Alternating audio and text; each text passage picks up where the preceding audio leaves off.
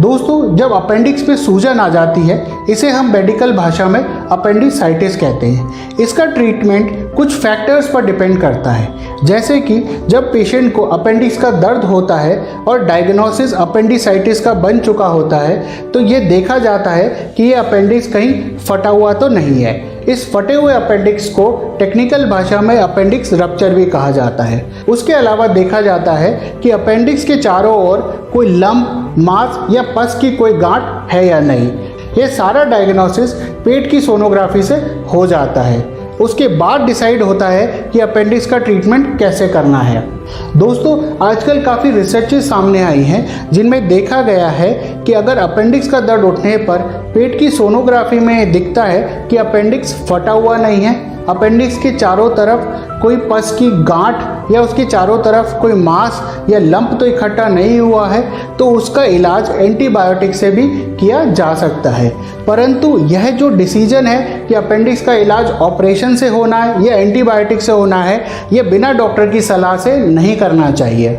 दोस्तों, अब अगर कुछ ऐसा होता है कि आपको अपेंडिक्स का दर्द हुआ और डॉक्टर ने आपको अपेंडिसाइटिस डायग्नोज किया, परंतु आपके अपेंडिक्स की सूजन को देखकर यह बताया कि आपको ऑपरेशन की ज़रूरत नहीं है और यह दर्द एंटीबायोटिक से ठीक हो सकता है, तो मैं आपको यहाँ कुछ घरेलू उपचार या होम रेमेडीज़ के बारे में बताऊँगा, जिन्हें अपनाकर आपके अपेंडिक्स की सूजन खत्म हो जाएगी और आपको ऑपरेशन की ज़रूरत नहीं पड़ेगी। दोस्तों, इसमें पहला उपाय है दाना मेथी का सेवन करना। दाना मेथी का सेवन करने से आपके अपेंडिक्स में जो म्यूकस है या पस है वह बनने से रुक जाता है और अपेंडिसाइटिस का दर्द उठने से आप बच जाते हैं। दाना मेथी के सेवन के लिए आप दाना मेथी के 2 बड़े चम्मच लीजिए और 1 लीटर पानी में इसे करीबन आधा घंटा उबालिए। उस पानी को ठंडा होने के लिए छोड़ दें, उसे छान लें और इस पानी का दिन में 2 बार सेवन करें। दोस्तों, इसमें दूसरा उपाय है पुदीने की पत्तियों का सेवन करना। पुदीने की पत्तियों का सेवन करने से जो अपेंडिसाइटिस के सिम्टम है, जैसे कि जी मिचलाना या नौजिया होना, उसमें बहुत आराम मिलता है। आप 5 से 6 पुदीने की पत्तियां लीजिए, उसे पानी में उबालिए, पानी को ठंडा कीजिए, उसे छानिए और इस पानी को दिन में करीबन 3 बार सेवन कीजिए। दोस्तों, अगला उपाय है छाछ, जिसे हम अंग्रेजी में बटर मिल्क भी कहते हैं, उसका सेवन करना। यह छाछ आसानी से डाइजेस्ट हो जाती है।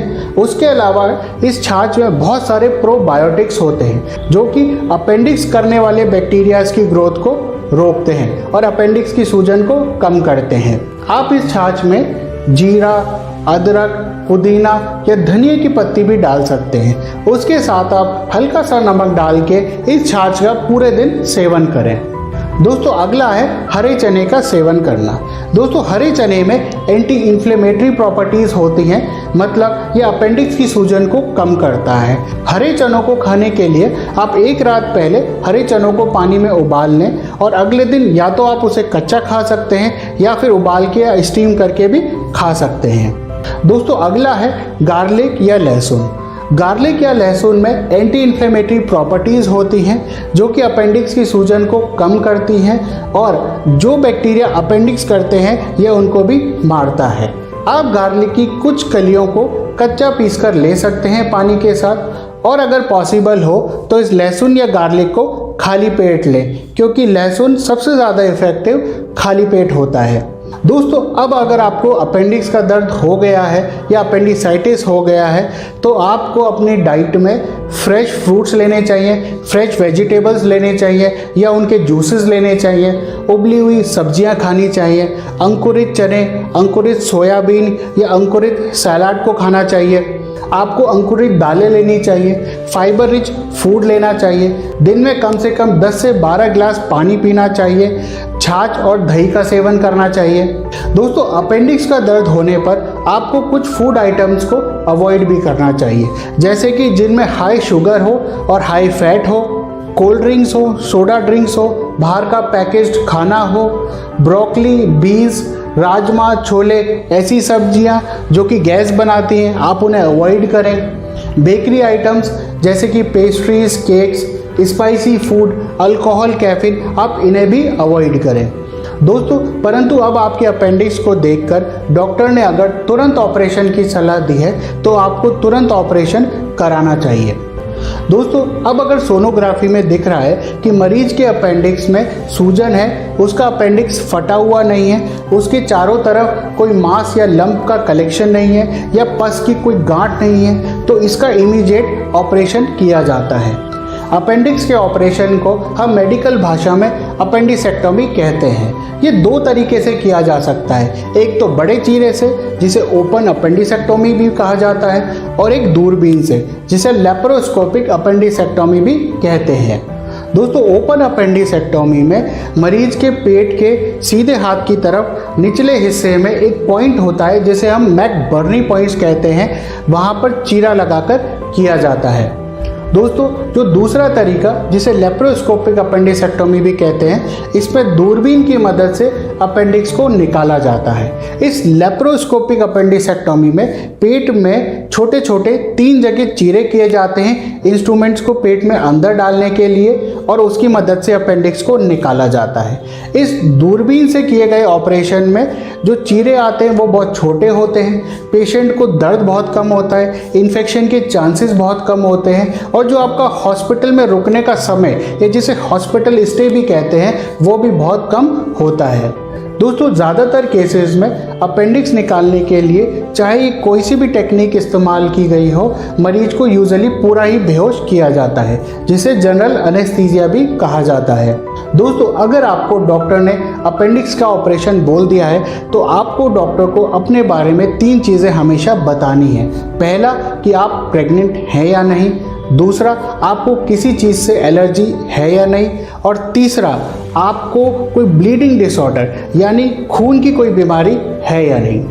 दोस्तों जब अपेंडिक्स का ऑपरेशन दूरबीन से किया जाता है तो मरीज को छुट्टी या तो सेम डे शाम को दे दी जाती है या मैक्सिमम अगले दिन तक उसे छुट्टी दे दी जाती है। इसके विपरीत अगर मरीज का ऑपरेशन बड़े चीरे से हुआ है तो उसे करीबन 2 दिन बाद तक छुट्टी मिलती है। दोस्तों अपेंडिक्स का ऑपरेशन चाहे वो दूरबीन से किया गया हो चाहे वो चीरे से किया गया हो, मरीज 2 से 3 दिन के बाद नहा सकता है, यह ध्यान रखते हुए कि टाँकों में इन्फेक्शन ना हो। और अपेंडिक्स के ऑपरेशन के 5 से 7 दिन बाद मरीज नॉर्मल एक्टिविटीज़ अपनी लाइफ की कर सकता है। हालांकि थोड़ी जो भारी एक्टिविटीज़ हैं जैसे कि स्पोर्ट्स है, जिम है, स्विमिंग है या कोई हैवी वेट उठाना है, वो 2 से 3 हफ्तों के लिए ऑपरेशन के बाद तक नहीं करना चाहिए। अपेंडिक्स के ऑपरेशन के 3-4 दिन के बाद ही मरीज आराम से चल फिर सकता है और सीढ़ियाँ चढ़ सकता है। दोस्तों यहाँ आपको ध्यान ये रखना है कि डिस्चार्ज होने के बाद घर पर अगर मरीज को बुखार हो जाए, टाँके की जगह पर ब्लीडिंग होने लगे, बदबूदार मवाद आने लगे, टाँकों में दर्द बढ़ जाए या मरीज को उल्टी दस्त होने लगे, जी मिचलाने लगे, तो आपको तुरंत डॉक्टर से संपर्क करना चाहिए। दोस्तों अब ऐसी कंडीशन अगर हो गई है कि अपेंडिक्स के चारों तरफ पस की एक छोटी सी गांठ सोनोग्राफी में दिख रही हो, तो ऐसे केस में इमीडिएटली ऑपरेशन नहीं किया जाता है। ऐसे केस में पहले मरीज को एंटीबायोटिक्स दी जाती है ताकि उस गांठ को सुखाया जा सके, और ये एंटीबायोटिक्स इंट्रावीनस आईवी रूट मतलब नसों से डायरेक्ट दी जाती है ताकि उस गांठ को जल्दी सुखाया जा सके। और सूखने के बाद 4 से 6 हफ्तों के बाद इस ऑपरेशन को किया जाता है। ऑपरेशन चीरे से और दूरबीन दोनों तरह की टेक्निक से किया जा सकता है। दोस्तों कभी कभी ऐसा होता है कि अपेंडिक्स फट जाती है और अपेंडिक्स के चारों तरफ पस की एक बहुत बड़ी गांठ दिखने लगती है। ऐसे केस में भी ऑपरेशन इमीडिएटली नहीं किया जाता है। ऐसे केस में पेट में एक छोटी सी ट्यूब डाली जाती है जिससे अपेंडिक्स के चारों तरफ जो पस की गांठ है उससे पस बाहर आ जाए और वह सूख जाए। उसके साथ ही आईवी एंटीबायोटिक्स यानी एंटीबायोटिक्स आपके नसों से दी जाती है ताकि वह मवाद को सूखने में मदद करती है। मवाद के सूखने के बाद 4 से 6 हफ्तों के बाद ऑपरेशन किया जाता है, और यह ऑपरेशन ओपन टेक्निक से भी यानी चीरे से और दूरबीन दोनों तरीके से किया जा सकता है। दोस्तों उम्मीद है ये वीडियो आपको पसंद आएगी।